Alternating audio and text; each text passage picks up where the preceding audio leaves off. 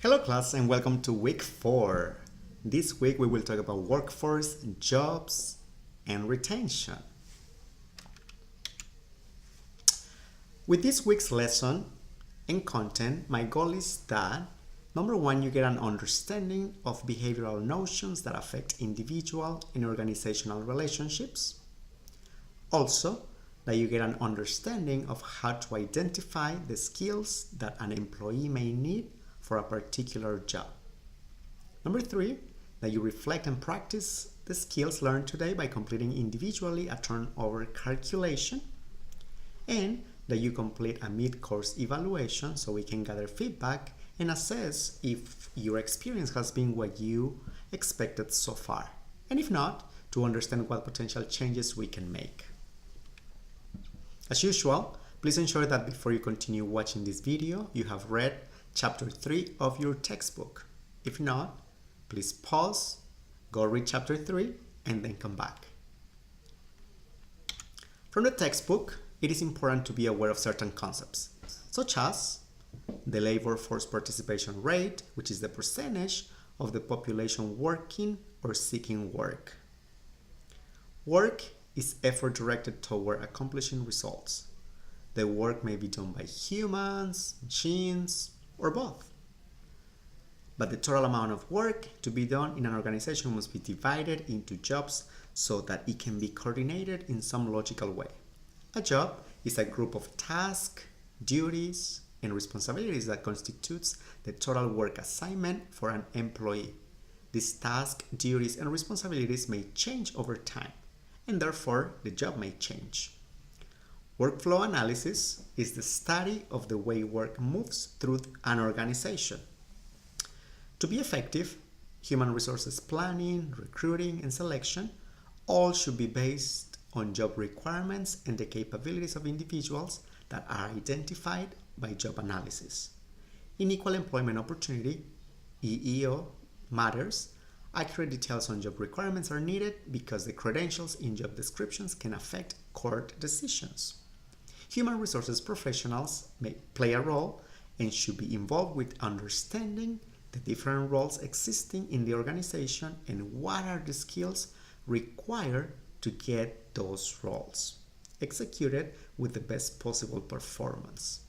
During today's lesson, we will review concepts like skills required for different jobs, turnover and retention, amongst other concepts. The psychological contract can create either a positive or negative relationship between an employer and an individual. Unwritten psychological contracts between employers and employees encompass expectations about both tangible and intangible items. I am going to pause for a moment and I want you to think of what could be some examples of those tangible and intangible items.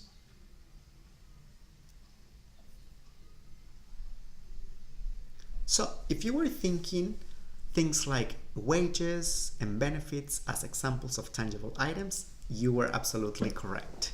Some examples of intangible items can include loyalty, fair treatment, inclusion, and collaboration. Employers may attempt to detail their expectations through employee handbooks and policy manuals, but those materials are only part of the total contractual relationship.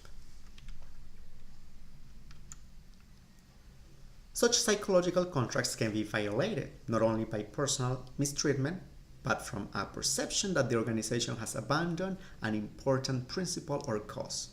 Of course, there will be consequences to violating this contract, including loss of trust, turnover, which definitely impacts productivity and revenue. Have you ever heard of the service profit chain? Simple concept, but truly makes sense. The service profit chain says that engaged employees will equal satisfied customers, which will result on company profitability. Makes sense, right? So, what can companies do to keep an engaged workforce? Employee engagement is a term that has received much attention in the human resources practitioner literature, but less academic attention. Employee engagement includes satisfaction, support from management, using effort beyond a minimum, intention to stay, and other concepts. So, how does your company measure customer satisfaction? And also, how is employee engagement measured at your company? I'm going to let you think for a moment. Or is there even a way to measure that employee engagement at your company? Let me share with you a little bit of what we do at Marriott.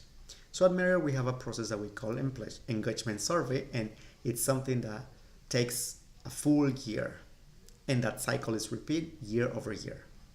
So in June of every year, employees of all hotels that we manage globally are asked to complete a survey, which is anonymous. They don't have to include their name, as we want honest feedback from each of them.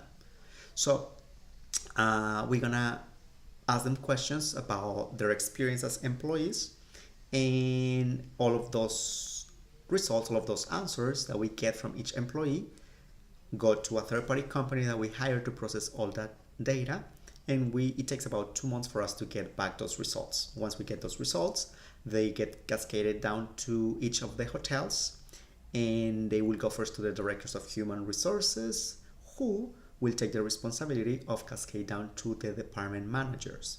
Once the department managers have those results, they will share with their teams through a department meeting, and they will specifically mention what is working well according to the survey results and what can improve. And they will ask for more detailed feedback from employees on how can they accomplish what needs to improve.